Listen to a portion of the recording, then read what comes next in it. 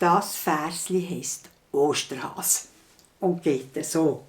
Osterhas, du musst auf die Diekte springen und den Kindern Eier bringen. Osterhas, du musst auf die Beine springen und den Kindern Eier bringen. Osterhas, du musst auf Auto springen und den Kindern Eier bringen.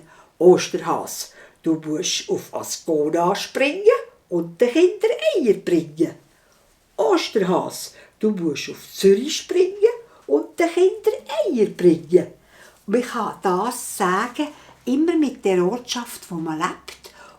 Oder auch dort, wo es gross ist. Oder sonst, wenn man jemandem ein Seil wünscht. Ich sage jetzt vielleicht noch Osterhas, du musst auf Äpfel springen und den Kindern Eier bringen. Juhui, da freuen wir uns.